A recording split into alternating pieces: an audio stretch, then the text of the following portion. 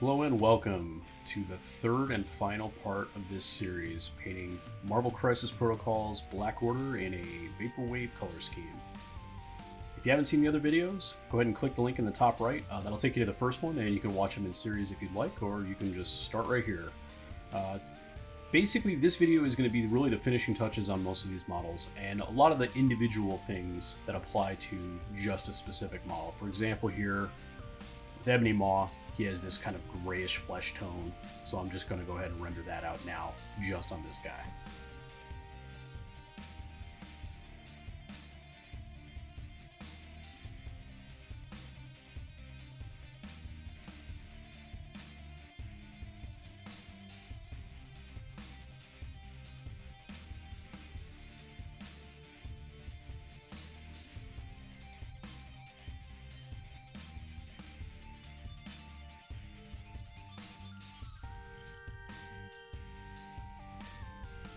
Another unique item is going to be Corvus Glaive's flesh tone, which is obviously his normal greenish flesh tone, like Corvus Glaive has.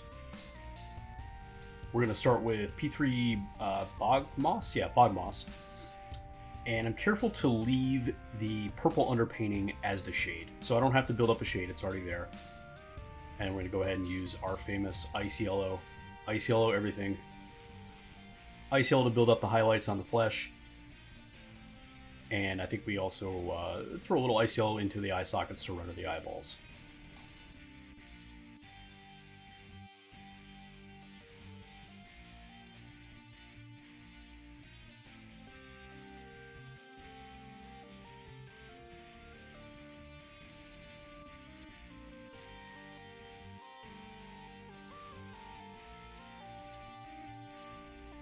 You can apply the same colors to Thanos' flesh, because that's obviously Thanos' flesh tone. Green. Duh.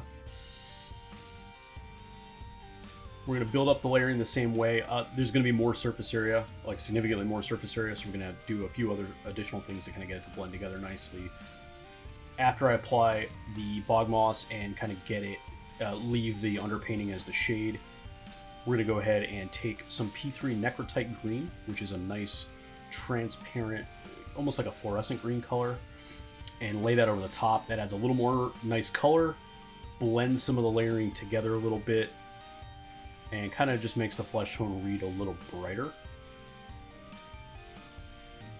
And of course, as we build our final layers, we're going to mix in some Ice Yellow into the previous mix, and now we're getting into the nitty-gritty, the final highlight, the edge stuff, where the muscles meet the shade area. So you can see I'm applying those edge highlights next to the shade, and the shade is, of course, the original warm purple underpainting. I'm really happy with that underpainting in retrospect. I wasn't sure about it at the beginning. I wasn't sure how much I was going to use it. I tried to incorporate it a lot. Over the moon with how that's come out. It's really ties some of these various areas together nicely. I'm not going to go into every color I use here on the Infinity Gauntlet. Suffice to say, I picked the appropriate colors based on the canon, and then highlighted them up with lighter versions of themselves. And that's about it. Nothing too exciting. It comes out nice though. It's got a nice little presence to it. I did, after some thought, I did not do any object source lighting on these gems. I think it would be kind of a confusing mess, to be honest with you. You know, obviously in the comic books, you know, he holds his gauntlet up and there's these cool lines of light coming off them, and it's a very cool two-dimensional image. But in the reality of painting it on a miniature, they're just too close together and too small to really have that object source lighting read well. So I left it off and just just highlighted them normally in like a kind of a gemstone. So with Black Dwarf, I ended up building up Zenithal over the original underpainting as we discussed, built up Zenithal with white ink, and built enough layers that there's some modulation in it. So I kind of did the white from above, and then I went in and specifically hit like points of the high points of the muscle to build up light. We then go ahead and apply the P3 Ember Orange, which is an awesome color, by the way. I really like it. It's one of their new ones. Applied that to all the flesh tone with an airbrush. You can see the underpainting showing through, and it does a lot of the work for us here. I think this orange color is a really it fits that synthwave sort of like color scheme look, but it gives him his own unique feel. I want these models to be individually interesting looking and not, it's not Space Marines. They're not all like the exact same color scheme, but they wanted to be unified, but have their own individual kind of feel to them. This is his feel, this orange. We're going to go ahead and mix in, you guessed it, a little bit of ice yellow, and I think a little bit of sunny flesh tone. No, that's not correct, just ice yellow. We're just going to put in some highlights, and with big areas of musculature like this, it can be a little tricky, kind of daunting to render that and catch all the light where you want it and make it sort of blend together without being, just a big block of the next color of light. One of the ways of getting around this is what I'm doing now, and I'm just sort of feathering it on there in kind of a streaky fashion. That implies a texture to the muscle. Muscles tend to have striation in them anyway. It also is kind of a cheat code to let your stuff blend in a little bit better without just being a block of the next color looking like, sort of cell shaded or something like that.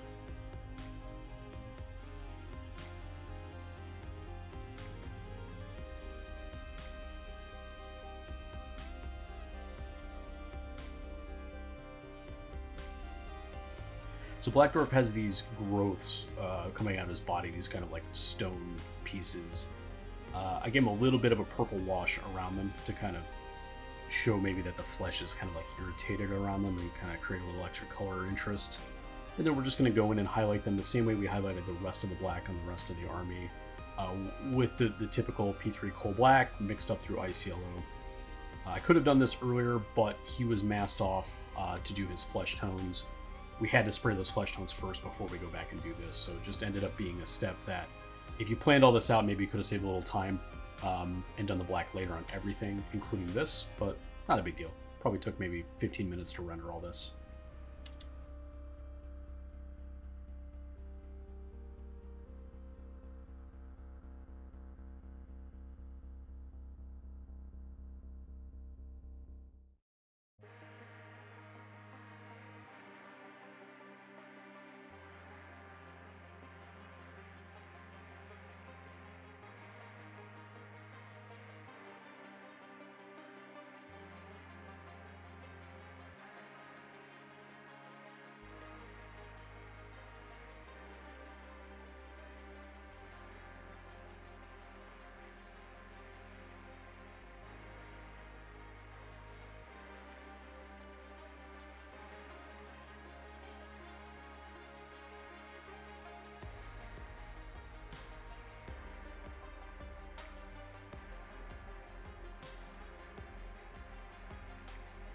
And we're going to finish off these black areas with our little points of white.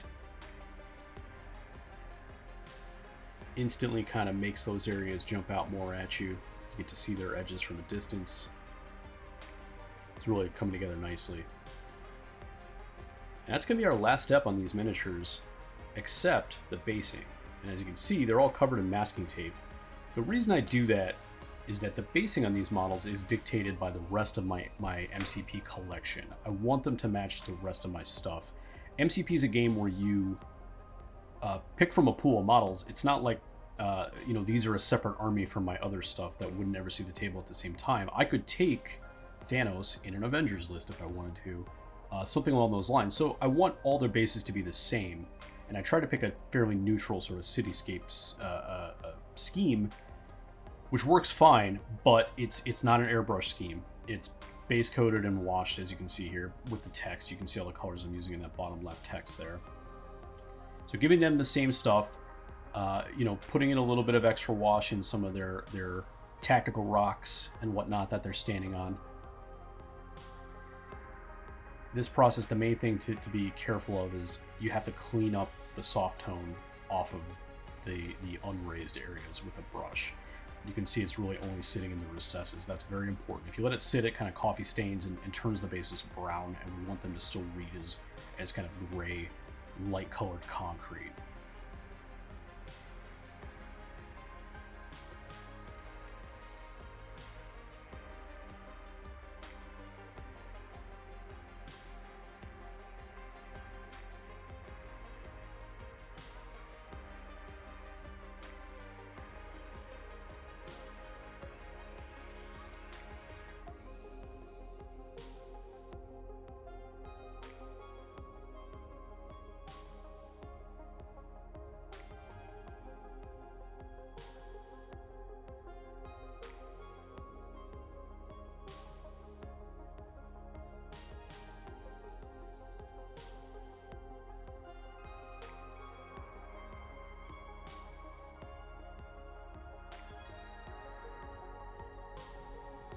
and this is the final dry brush layer of Gold Gray. It's pretty close to the original color. These are not super high contrast bases.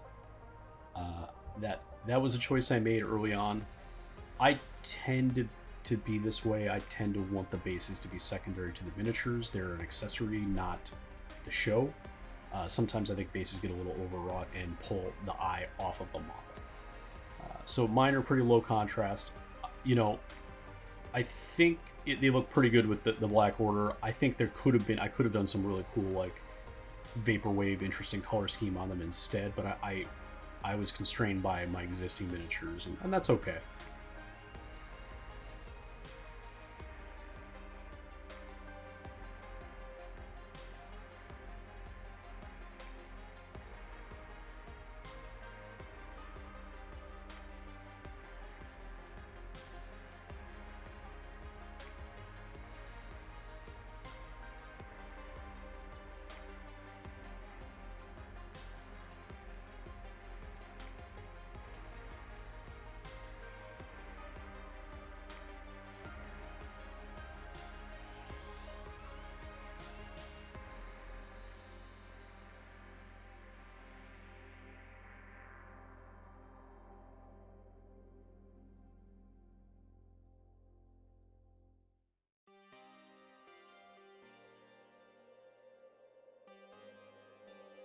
One of the other elements I've used on all my other bases is some tufts. This is just, implying some, grass growing out of the city cracks. Now, Thanos' base is obviously not a cityscape, but I still painted it in the same scheme. And as I finish up here, I'm going to paint some base edges black. That is typically the end of my process. You paint the edges black, play you beat the final boss, Final Fantasy music, and we're done.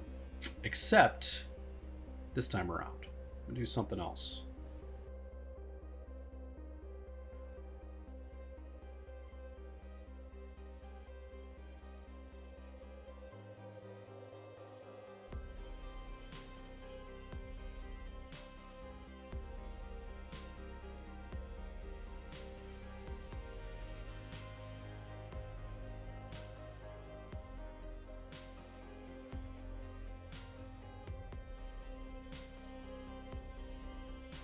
Thanos' base edge black, it just didn't feel complete, and I think it's because he has this interesting Thanos throne base that I've obviously ignored as part of his throne and just made it, an interesting piece of city street or something. I don't know. He's got these cool runic device on it around the rim. It just didn't feel quite done. So broke out the airbrush, broke out the Vallejo magenta, and started just doing some object source lighting on the runes. Obviously, you gotta use magenta, right? It's Vaporwave. So we've got our sort of glowing pink runes around the base edge, and you can see here as I'm building in, airbrushed it in, used some whiting to pick out the runes themselves, glaze that over with our magenta, fluorescent magenta, and then you can see I'm sort of wet blending it in to make the blend nice, the actual object source lighting make more sense.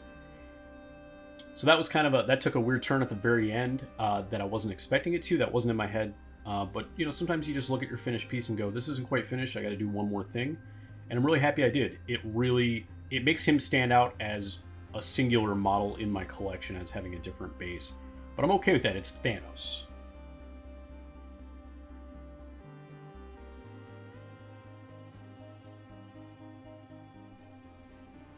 So that step was our final step, getting Thanos' base a little unique and different.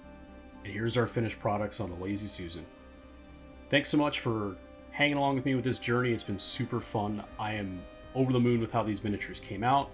They're unified as a group, which I wanted, in particular from the Black Order compared to some of the other MCP minis I painted in more sort of individualistic schemes. They do have their own individuality. They have their own sort of uniqueness to them, their own unique color piece on each model. Just really excited to play them.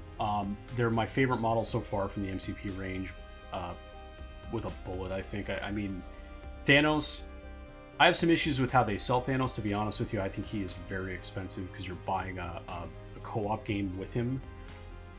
But that aside, that is one of the best, if not the best, MCP sculpt that's out there in a range of models that have some of the best sculpts in miniature history, in my opinion. Super fun to paint. They're enormous. They're just bigger than other models, and it makes them easier to paint and more fun to paint. You get to do more things surface-wise with the paint. So really, just great stuff. Super pumped about them. Can't wait to get them on the table and play some games. So far, my preliminary plays with them unpainted have not gone well. Black Order is pretty hard to play. They have a lot of moving parts to their style, and they tend to play an attritional style that's kind of bad on scenario early on. But I'll get there. You gotta, I mean, when you put this much effort into these models, I'm gonna be putting a lot of games down with Black Order, and hopefully if I can get some of the recording logistics sorted out, I can get some of those games posted to the channel. But that's been a little bit of a challenge here in the quarantine era.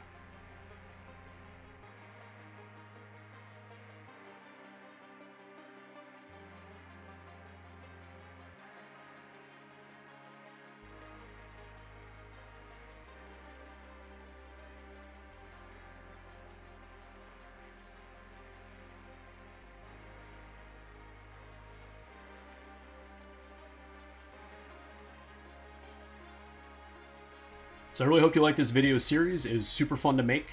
Very time-intensive paint scheme.